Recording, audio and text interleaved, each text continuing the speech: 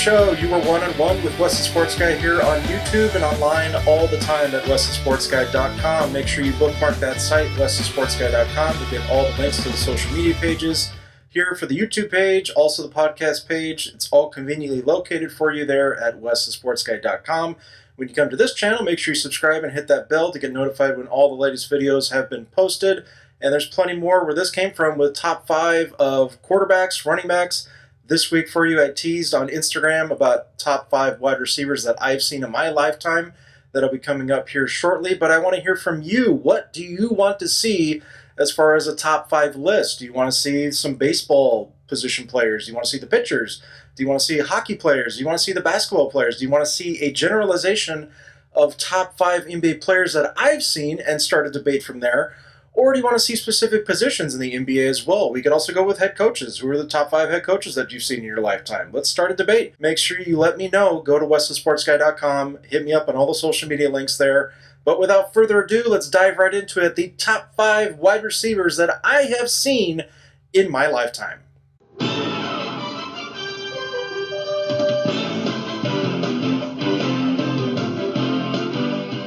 Now, as I've said before with the top 5 quarterbacks and top 5 running backs, here is the list of where I'm breaking down my top 5 wide receivers that I've seen in my lifetime. That's the stipulation. Only receivers that I have seen, whether or not in person, in an actual football stadium, or on television, which most of the time I have seen on television, not so much in person. I've only been to a handful of NFL games in my life.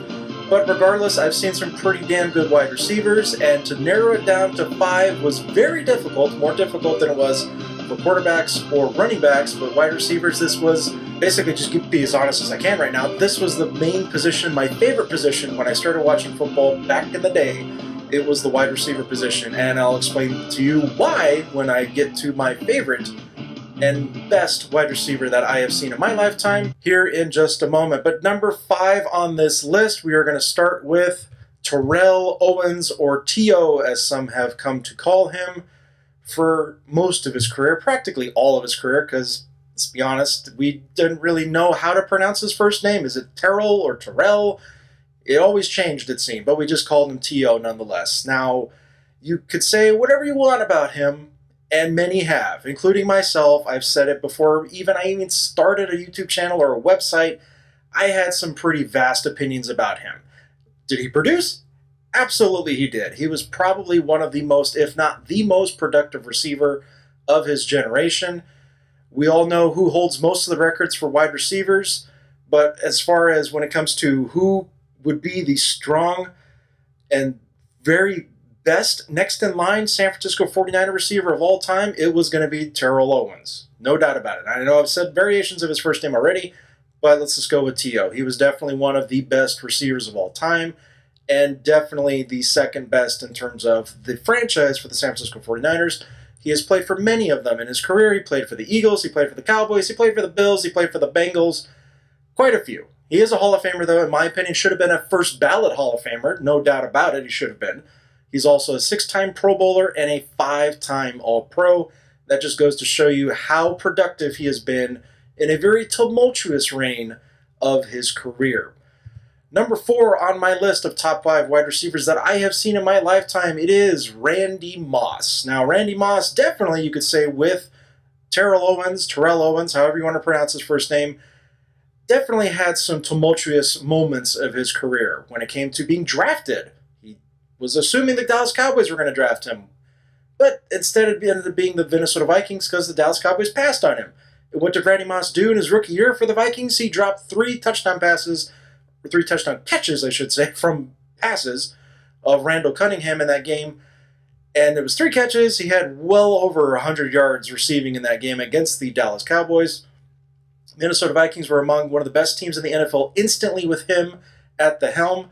Of course, it fell very, very badly towards the end of that reign in Minnesota. We all know the story there. He got traded to the Oakland Raiders and then got traded to the New England Patriots for chump change at that point because he didn't want to play for the Oakland Raiders, and then thus became the legend of Randy Moss, you could say, because all of a sudden he had a very good quarterback with him in Tom Brady, and Randy Moss had probably one of the best, if not, you could make the case, the best receiving season for a wide receiver in NFL history by getting 23 touchdown catches in his first year with the Patriots, going on to an undefeated regular season, although they didn't finish it at the end in the Super Bowl. But Randy Moss, Hall of Famer, obviously, 6-time Pro Bowler, a 4-time All-Pro. Absolutely one of the best that I have seen in my lifetime. Number 3, this one might surprise you, considering who the first two are on the list.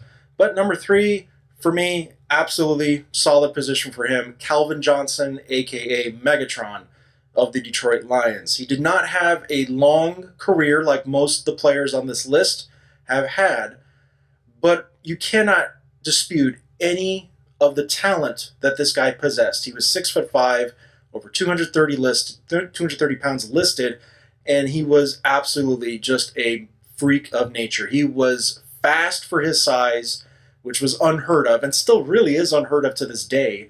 He only played until his age 30 season, retired after that because, let's face it, he couldn't take the beating anymore, and I don't fault him for that. He wasn't the only one to do that.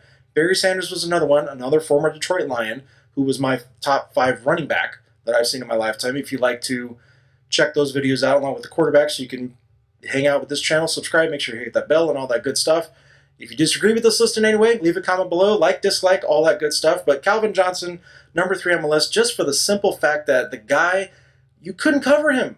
You could even throw 3 or 4 guys at him. I've seen video footage of him catching a ball when he has 3 guys, even 4 guys around him at any given time. And he still catches it. He didn't have the greatest quarterback around him throughout most of his career. He did end up getting Matthew Stafford for a large chunk of it, which is good for both sides. But in the end, it just didn't work out for him, unfortunately, for the longevity factor. He got beat up. He was a big target for a lot of those guys in the secondary, including linebackers over the middle.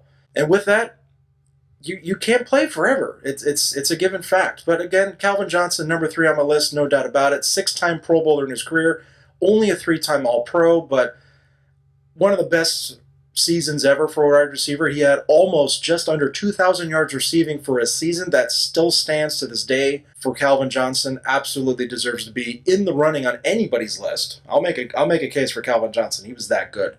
At number 2 on my list, top 5 wide receivers that I have seen in my lifetime. Number 2, still active. It is Larry Fitzgerald of the Arizona Cardinals. He has been just a stroke of consistency throughout his entire career. He's still going, still playing for the same team, the Arizona Cardinals. And it pains me to say how good he is, just from the simple fact that he keeps doing what he does against the San Francisco 49ers, my team. Not being biased in any way, but Larry Fitzgerald is definitely one of the best I have ever seen. He's just Mr. Consistency. He doesn't take a play off. He doesn't pout. He doesn't celebrate. Even when he scores on a big play, he rarely overly, exuberates the emotion that you would expect out of a receiver making a big play. He rarely does it. And that's a sign of respect that he has for the opponent that he plays, no matter what the situation, no matter what the game, no matter what it is at any point in the season.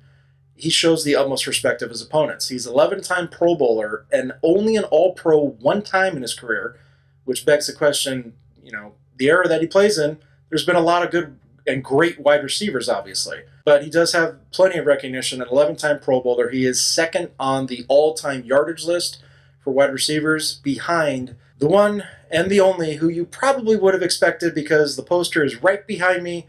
Who would be number 1 on my list for top 5 wide receivers of all time? It, of course, is Jerry Rice. And the accolades, I can't say anymore. He's got pretty much every single record you could imagine for not just a wide receiver, but an NFL player in general. He's the all-time touchdown list leader, all-time yardage for receivers. It's probably never going to be broken, by the way. He has well over 21,000 yards receiving. Next in line was Larry Fitzgerald. As I mentioned, he's second, and Larry Fitzgerald has just over 17,000. That's how ridiculous of a career Jerry Rice had. Of course, he's a Hall of Famer. Larry Fitzgerald will eventually be a Hall of Famer, as will Calvin Johnson. I believe those guys will be first ballot Hall of Famers, absolutely, when their time comes.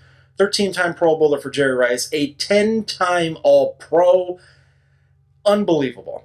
Just amazing to think the totality of the career that he has had. It's almost unmatched. And it really won't be unmatched, or won't be matched, I should say. He's a rare breed. You're never going to find another one like this, and it's just amazing to think the consistency he had throughout his entire career. Fitzgerald's had that as well, and yet he still is going to fall short of these numbers, but it doesn't take anything away from them individually. They play in different eras. Jerry Rice, of course, the king of yards after catch, Yak, if you want to call it. Owens was part of that at the end of Jerry Rice's career and the beginning of Owens' career. That's what started the term Yak, yards after catch. Randy Moss, Calvin Johnson are that breed of receiver where you just chuck it up. They're so big, they're so fast, they're so elusive in coverage that they'll catch anything if you throw it up to them. And Larry Fitzgerald, you put him anywhere. You put him on the outside, you put him in the slot like he's been playing for most of his career at the tail end now.